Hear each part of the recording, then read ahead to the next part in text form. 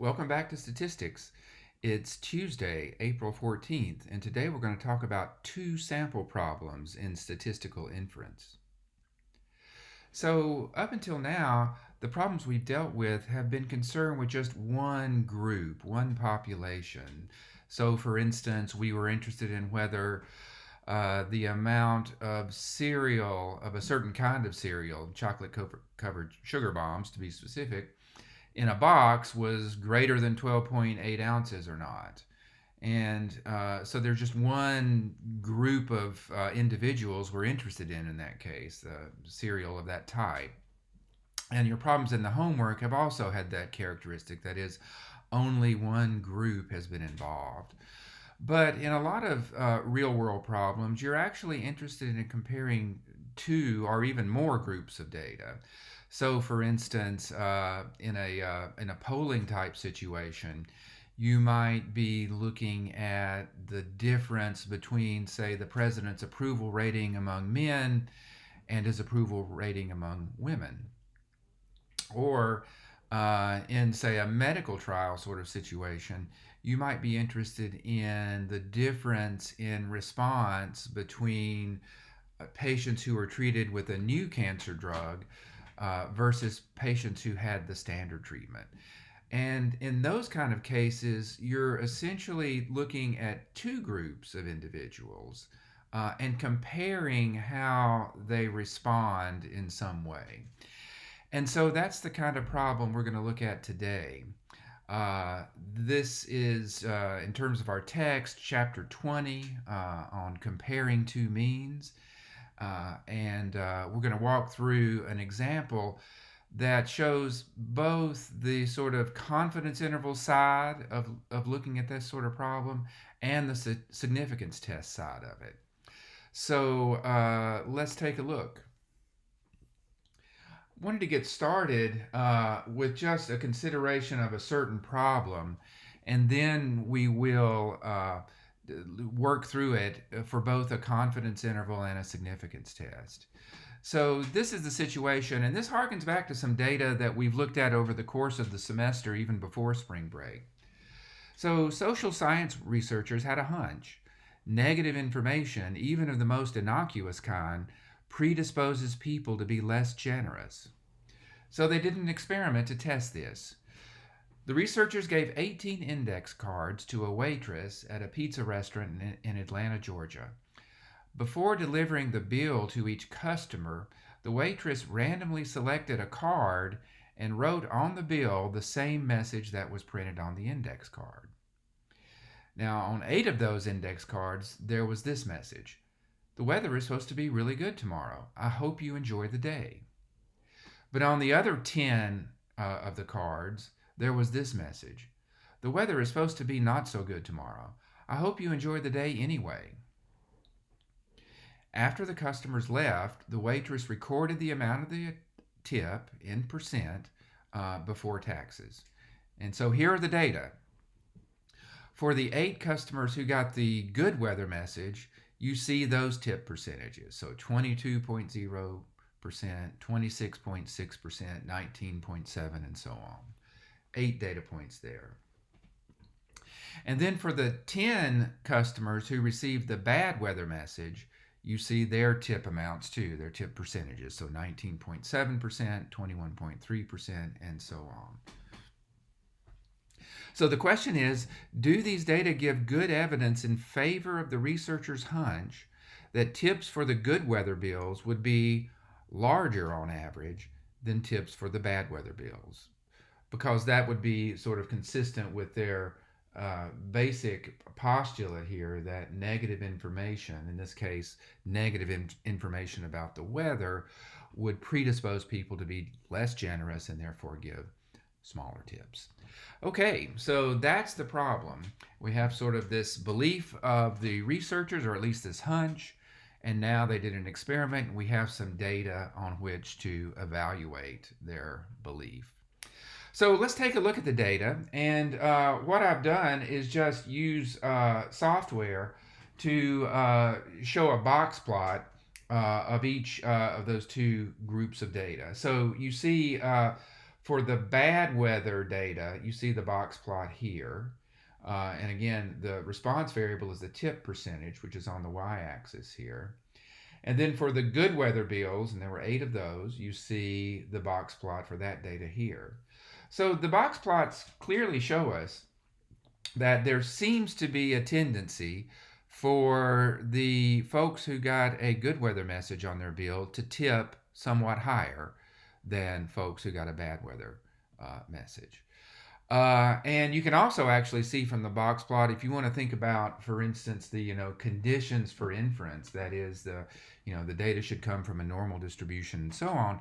There's no real red flags being raised here. I mean, neither of these distributions is perfectly symmetric, but they're close to symmetric, and so that gives us some confidence that the data at least have no striking deviations from normality. You can see down here too that the sample statistics for the data, the sample mean, standard deviations, and of course the 5-number summaries that we built the box plots from. And they bear this out too. On average, folks who got a good weather message tipped 22.36%, while folks who got a bad weather message tipped 18.75%. And so those are the numbers that come out of these 2 samples with a total of 18 people. But the question really is, we want to generalize from this data if possible. Can we make an inference that in general, folks who get a good weather message on their bill would be more likely to tip higher? In other words, their average tip would be higher than folks who got a bad weather message. There's no disputing that in the sample they did.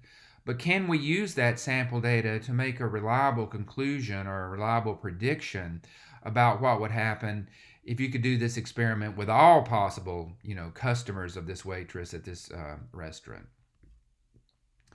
So what we're really interested in are not those sample means and so on, but the true population means. If you could give a good weather message to every customer, let's call mu1 the average tip amount that that would result there. Or if you gave a bad weather message to every customer, let's let mu2 be the population mean tip in that situation. And what we're really asking is, what can we say about mu1 and mu2? For instance, can we say that tips in the good weather group are on average higher than tips in the bad weather group overall? Or, to consider the question in a slightly different way, how large is the difference, if any, in tips between the 2 groups? So these 2 questions are now taking it beyond just the 18 customers who participated in the study. We're in effect asking, do the data from these 18 customers give us a foothold from which we could answer these questions in general? Are tips with a good weather message higher than tips with a bad weather message? And in general, how large is the difference in tips between those 2 groups? Well, those 2 questions map to our 2 main forms of inference that we've been studying lately. If we're making a claim about average tips, like in the first question, then we want to use a significance test to evaluate the weight of the evidence for and against that claim. If we're asking a question about estimating the difference in the mean tips, then we want to use a confidence interval. And so in this little video, we're going to step through both of those inference types for this scenario. So let's first think about a significance test. In a significance test, you start out with a null and an alternative hypotheses that capture what you're trying to glean from the situation at hand. As usual, I'll start with the alternative hypothesis down here. The researchers' belief was that, negative information predisposes people to be less generous. So the alternative hypothesis would be that tips in the good weather group are higher than tips in the bad weather group on average because the bad weather group got a negative message. Then the null hypothesis would be the skeptic's position that no, really, negative information doesn't have any effect. And so the null hypothesis would be that tips in the two groups are the same on average. So it's important to kind of understand those two hypotheses at a gut level like this. But it's also important to be able to translate them into statistical terms. And in a sense, that kind of simplifies things. In statistical terms, the null hypothesis would just be that those two parameters we were talking about, mu1 and mu2, are equal, right? Because that's what we would be saying. If tips between the two groups are the same on average, then mu1 would be mu2. And similarly, the alternative hypothesis that tips in the good weather group are higher would simply be that mu1 is bigger than mu2. Remember, mu1 is the mean tip among all possible customers who would get a good message, and mu2 is the mean tip among all possible customers who would get a bad weather message. So those are our hypotheses for a significance test of the researcher's belief. So the process of carrying out the test is very similar to what we've seen in our one sample problems up to now. That is, you have a test statistic, and in this case, it's the difference between the sample means divided by the standard error of that difference. And this is really the only new formula involved here, the formula for the standard error of a difference between two sample means. And here you have it. It's a little bit complicated, but under the radical sign, you have essentially the sample standard deviation from group 1 squared divided by the sample size in group 1. And then you add to that the same thing for group 2. That is the sample standard deviation in group 2 squared divided by the sample size for group 2. And then you take the square root of that whole expression.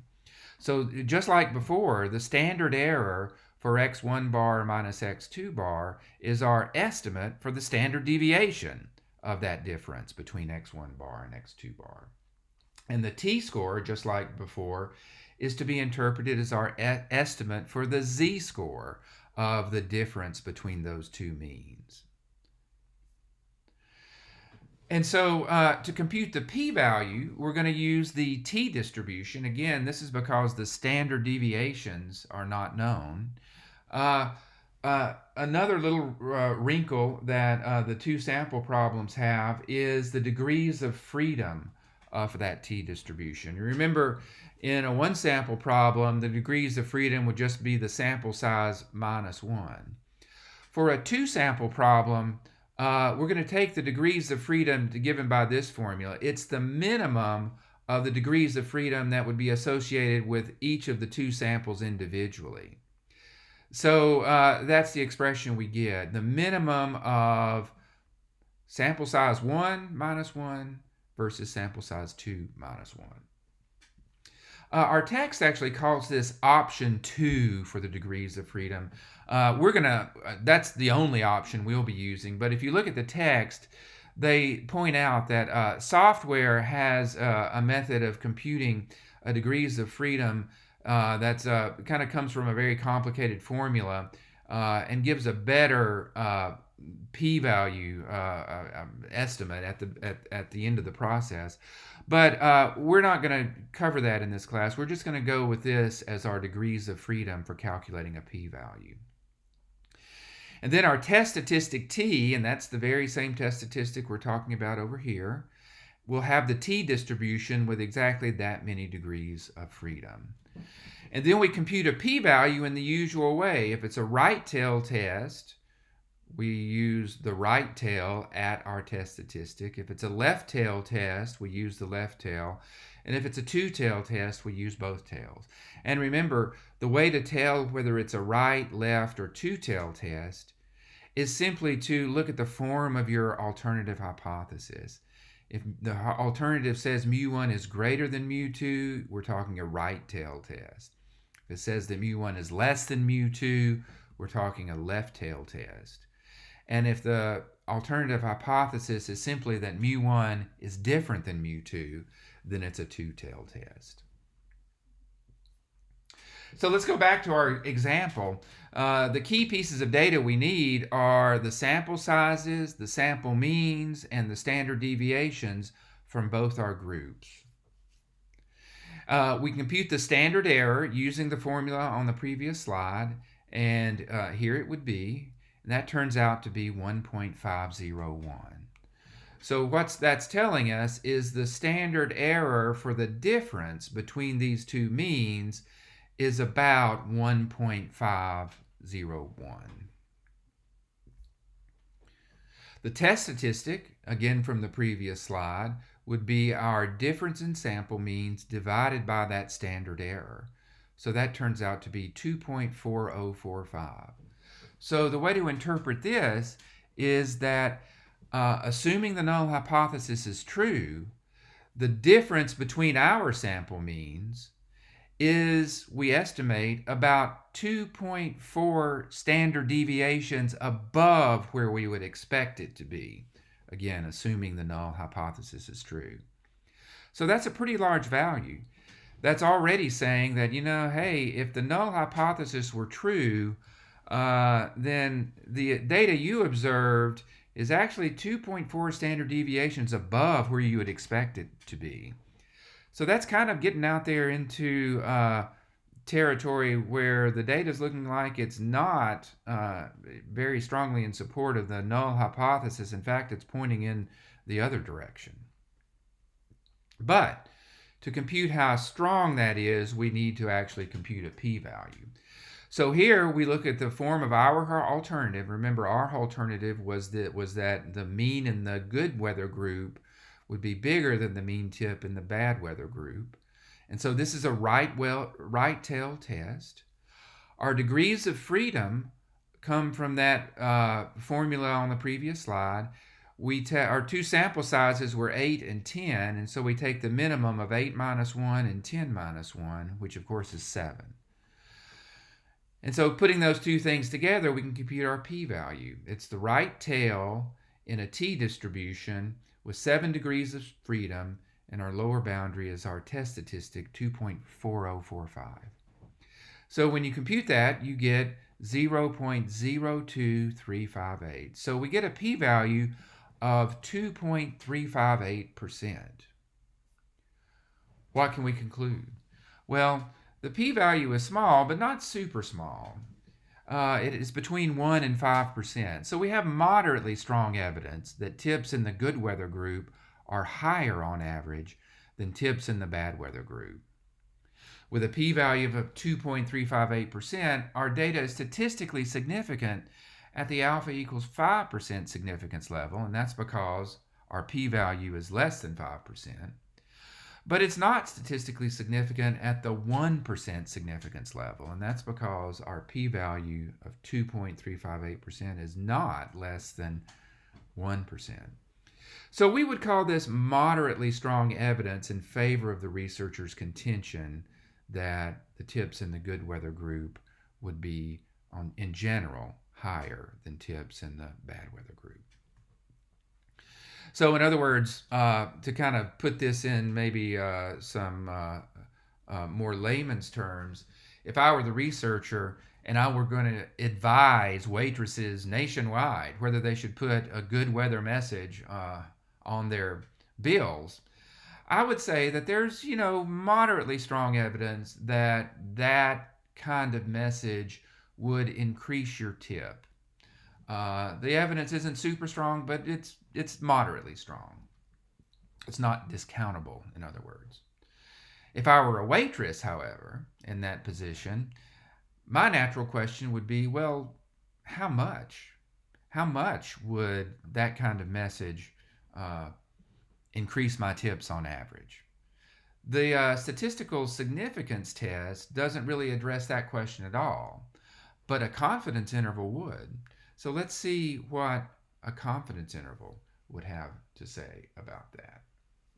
So remember, we've answered the researcher's question to some extent here, but if the question is how large is the difference in tips between the two groups on average, then we need to go to a confidence interval in order to answer that. So this, what we're going to do here is build a confidence interval for the difference between the tips, the difference between the tip in the good weather message case versus the bad weather message case. And so the confidence interval is going to estimate that difference. As far as the sort of mechanics of going through it, we're going to use the same basic tools we had in the significance test. The standard error formula is the same. The degrees of freedom is the same. The confidence interval will take the form of the difference in the sample means. And why is that? Well, look, we're trying to estimate the difference in the true population means if all waitresses gave messages like this. So it's natural that the difference in the sample means would be sort of the center of our confidence interval. But then, as usual, we'll add and subtract a margin of error that accounts for the sampling variation that's present due to the fact that we only have samples here. We weren't able to survey, all customers who receive messages like this. The margin of error, as usual, is a critical value times that standard error. And our critical value is a t-star value, comes from the t distribution with the same degrees of freedom we use for the significance test. So let's see how this plays out. Let's compute a 95% confidence interval for the average difference in tips. Now, one thing to point out here is when you're doing a confidence interval for a difference like that, it's important to be aware of which difference. And so you'll usually find that specified. In our text, they typically do, and I'll specify it here. We're going to take the difference between the good weather tips minus the bad weather tips. So the very first thing is to compute that critical value. Our confidence level is 95%, so we're looking for the middle 95% of that t distribution with 7 degrees of freedom. 7 degrees, again, because of our sample sizes of 8 and 10. That upper bound for that middle 95% is our critical value, and we calculate it by just remembering that the upper bound of that middle 95% is actually the 97.5th percentile. So t star is the inverse t of 0.975 with 7 degrees of freedom.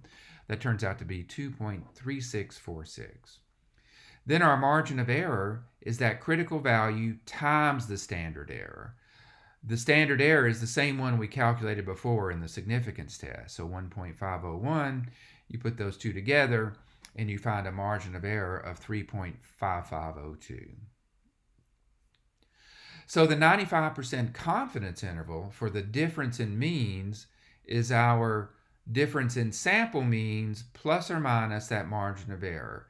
So it'd be our 22.36 minus the 18.75. Those were the sample mean tips for good weather messages versus bad weather messages. And then plus or minus our margin of error of 3.55. So that turns out to be 0.06 up to 7.16. So we're 95% confident that a good weather message increases tips by between 0.06%, and that's almost nothing, right? Up to over 7%. And that's an increase over what you would get with a bad weather message on average. So in conclusion, we've looked at this problem from two different points of view. The significance test showed us that we have moderately strong evidence in favor of the researchers' belief that the good weather message would result in a higher tip on average than the bad weather message. But if you think about it from the waitress's point of view, well, how large of an increase would that give me if I made such a message?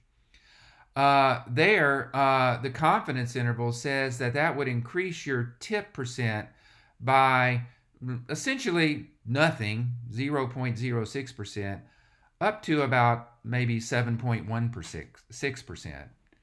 Your tips would be that much higher on average than they would have been with a bad weather message. And we can say that with 95% confidence.